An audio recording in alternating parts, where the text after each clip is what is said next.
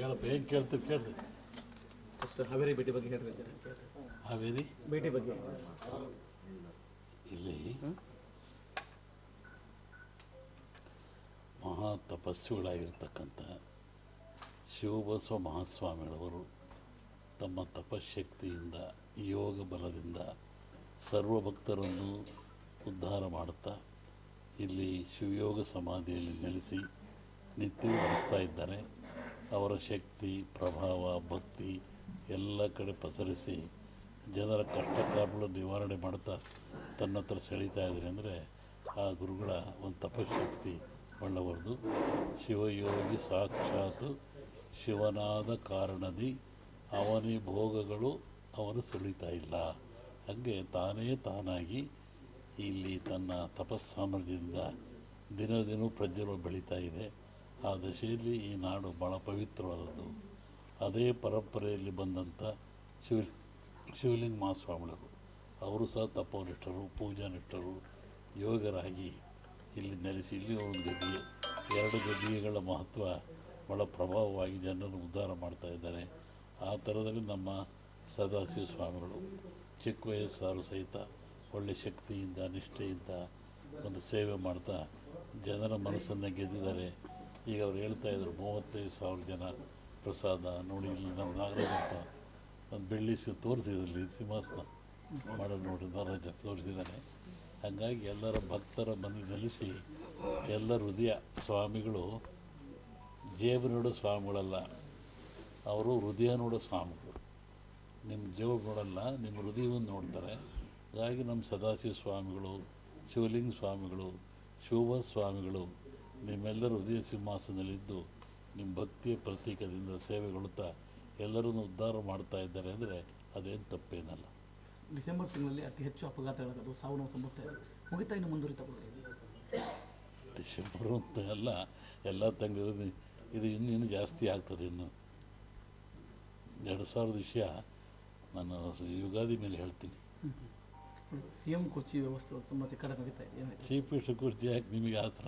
DK Shivakumar Siddaramaiah ಯಾರು ಅಪೇಕ್ಷೆ ಪಟ್ಟವೇ ಇಲ್ಲ. ಅವರು ಇಬ್ಬರು ಪಡ್ತಾ ಇದ್ದಾರೆ. ಇಲ್ಲಿ ಕಾಣ್ತಾ ಇಲ್ಲವಲ್ರಿ? ಇಲ್ಲಿ ನೋಡಿ ಸ್ಪೀಕರಲ್ಲೇ ಕೂತಾರೆ, ಏನು ಕಾಣ್ತಾ ಇಲ್ಲ. ಅಂಥದ್ದೇನಿಲ್ಲ. ನಾನು ಹಿಂದೆ ಹೇಳಿದ್ದೆ ನಿಮಗೆ, ಅಂಬಲಿಯು ಅಳಸೀತು ಕಂಬಳಿಯು ಹಾಸೀತು. ಅಂಬಲಿಯು ಅಳಸೀತು ಕಂಬಳಿಯು ಹಾಸಾಯಿತು, ಕೈಲಾಸದಲ್ಲಿ ಕೈ ಪೂಜೆ ಮಾಡಿತು.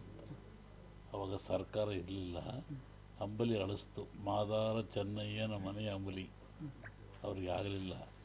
ಕಂಬಳಿಯು ಹಾಸೀತು, ದಟ್ಟಿ ಆಲಮತ ಸಮಾಜಕ್ಕೆ ಅದು ಹೋಯಿತು. 5 ವರ್ಷ ಸಮಗ್ರವಾಗಿ ನಡೆಸಿದರು. ಈಗ ಮತ್ತೆ ಬಂತು.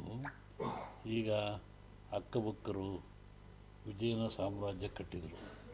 ಇವತ್ತು ಅವರ ಹೆಸರು ಚಿರಸ್ಥಾಯಿಯಾಗಿದೆ. ಶಿವಾಜಿ ಗದಗಿನಲ್ಲಿ ಹುಟ್ಟಿದರು. ಆಲಮತ ಸಮಾಜ ಹುಟ್ಟಿರ್ತಕ್ಕಂಥವನು.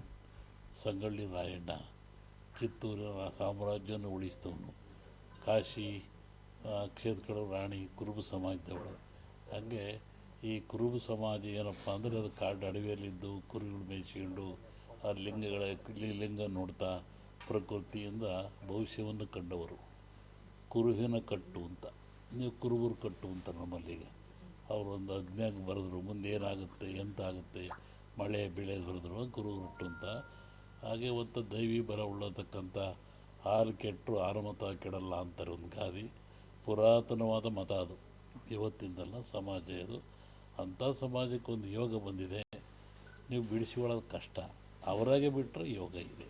ಸಂಕ್ರಾಂತಿ ನಂತರ ಸಂಕ್ರಾಂತಿ ಆಗುತ್ತೆ ಅಂತ ರಾಜಕಾರಣ ಮಾತಾಡ್ತಿದ್ದಾರೆ. ಸರ್ಕಾರ 5 ವರ್ಷ ಪೂರೈಸುತ್ತಾ ಅಥವಾ ಏನು? ಹೀಗೆ ನಮ್ಮ ಭಾರತೀಯ ಪರಂಪರೆಯಲ್ಲಿ ಜ್ಯೋತಿಷ್ಯಕ್ಕೆ ಮಹತ್ವವಾದ ಸ್ಥಾನ ಇದೆ. ಯಾರು ಭವಿಷ್ಯದ ಬದುಕೋರು ಯಾರು? ನಾಳೆ ನೋಡೋಕ್ಕೆ ಜನ ಬದುಕ್ತಿರೋದು. ಹಾಗೆ ನಮ್ಮಲ್ಲಿ ಏನಿದೆ, ಸಂಕ್ರಾಂತಿ ಭವಿಷ್ಯ ರಾಜರಿಗೆ ಮಹಾರಾಜರಿಗೆ, ಹಿಂದಿನ ಹಡಗಿನ ವ್ಯಾಪಾರ ಇಂಥದ್ದು ದೊಡ್ಡ ದೊಡ್ಡ ವ್ಯಾಪಾರಸ್ಥರಿಗೆ, ಹೋರಾಟ ಮಾಡೋಂಥವರಿಗೆ ಆ ಸಂಕ್ರಾಂತಿಯ ಫಲ ಅದು ರವಿಯನ್ನು ಆಧಾರವಾಗಿ ಹೇಳ್ತಕ್ಕಂಥದ್ದು. ಸೂರ್ಯ ಸಂಕ್ರಾಂತಿಯಲ್ಲಿ ಅವನು ಉತ್ತರ ಕಡೆ ಬರ್ತಾನೆ. ಆ ಫಲದ ಮೇಲೆ ಅದನ್ನು ಹೇಳ್ತಕ್ಕಂಥದ್ದು. ಹೀಗಾಗಿ ಹಿಂದಿನ ಕಾಲದ ರಾಜರುಗಳು ಮಹಾರಾಜರುಗಳು ವ್ಯಾಪಾರಸ್ಥರು ಮತ್ತು ಅನೇಕ ಹೋರಾಟಗಾರರು ಉದ್ಯಮಶೀಲರು ಅವರು ಈ ಭವಿಷ್ಯವನ್ನು ನಂಬುತ್ತಾರೆ. ಇದ್ರ ಮೇಲೆ ನಡೀತದೆ. ಯುಗಾದಿ ಚಂದ್ರಮಾನ ಯುಗಾದಿ ಅಂತ. ಆ ಹಿಂದೂ ಸಮಾಜದಲ್ಲಿ ಚಂದ್ರನ ಆಧಾರ ಇಟ್ಟುಕೊಂಡು ಭವಿಷ್ಯ ಹೇಳ್ತಕ್ಕಂಥದ್ದು, ಅದು ಯುಗಾದಿಯಲ್ಲಿ ಬರ್ತಕ್ಕಂಥದ್ದು. ಹಾಗೆ ಈ ಸಂಕ್ರಾಂತಿ ಫಲದಲ್ಲಿ ವಿಶೇಷವಾಗಿ ರಾಜರಿಗೆ ಮಹಾರಾಜರಿಗೆ ಅದೆಲ್ಲ ಫಲ ಏನೂ ಫಲ ಇಲ್ಲ. ಬಡ್ಜೆಟ್ ಆಗೋರಿಗೆ ಏನು ತೊಂದರೆ ಇಲ್ಲ. ಅದಾದಮೇಲೆ ಬಡ್ಜೆಟ್ ಆದಮೇಲೆ ಅವರಾಗೆ ಬಿಟ್ಟರೆ ಬೇರೆಯವ್ರಿಗೆ ಅವಕಾಶ ಆಗ್ಬೋದು. ಶಿವನ ಮಲ್ಲಿಗೆಯ ಮಡಿಯ ಹೂವು ಬಲಪಾದದಿಂದ ಬಿದ್ದಾವು ಎರಡು, ಶಿವನ ಪಾದ ಸೇರ್ತವೆ. ಆಮೇಲೆ